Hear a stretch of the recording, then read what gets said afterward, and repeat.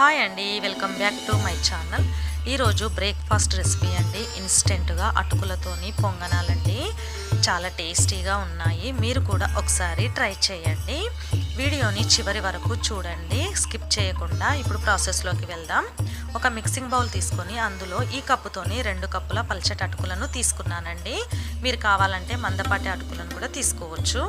ఇప్పుడు అదే కప్పుతోని 1 కప్పు బొంబాయి రవ్వను తీసుకోవాలి. అదే కప్పుతోని 1 కప్పు పుల్లటి పెరుగును వేసుకొని అంతా ఒకసారి మంచిగా కలుపుకోవాలండి. కలుపుకొని మూత పెట్టి ఒక 10 నిమిషాలు పక్కన పెట్టుకోవాలి.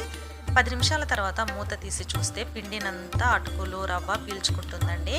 ఇప్పుడు ఆ మిశ్రమాన్ని మిక్సీ జార్లోకి వేసుకొని మధ్య మధ్యలో కొంచెం కొంచెం వాటర్ని వేసుకొని ఇలా మిక్సీ పట్టుకొని ఒక మిక్సింగ్ బౌల్లోకి తీసుకోవాలండి. వాటర్ మరీ ఎక్కువగా వేయొద్దండి. పిండి పల్చగా అయితే పొంగనాలు రావండి.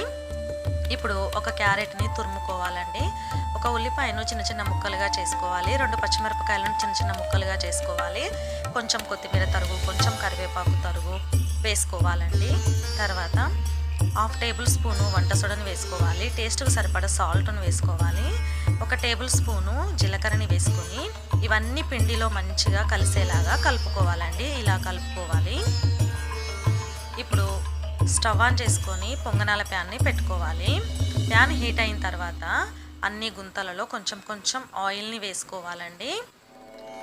ఇప్పుడు పిండిని ఈ గుంతలన్నింటిలో పొంగనాల్లాగా వేసుకోవాలండి. ఇలా వేసుకోవాలి. ఇప్పుడు మంటను మీడియం ఫ్లేమ్లో పెట్టుకొని పైన మూత పెట్టి ఒక 10 నిమిషాలు ఉడికించుకోవాలండి. 10 నిమిషాల తర్వాత మూత తీసి చూస్తే పొంగనాలు మంచిగా ఫ్రై అయి ఉంటాయండి. వీటిని మరొక వైపుకు టర్న్ చేసుకోవాలి. ఇలా మరొక 5 మినిట్స్ ఉడికించుకోవాలండి. ఇప్పుడు వీటన్నింటిని ఒక బౌల్లోకి తీసుకోవాలి. అంతేనండి, ఇప్పుడు పొంగనాలు రెడీ అండి. ఒక సర్వింగ్ ప్లేట్లోకి తీసుకొని పల్లి చట్నీతో సర్వ్ చేయడమేనండి. చాలా టేస్టీగా ఉంది. మీరు కూడా ఒక్కసారి ట్రై చేయండి. ప్లీజ్ అండి, నా ఛానల్ సబ్స్క్రైబ్ చేసుకోండి. Thank you.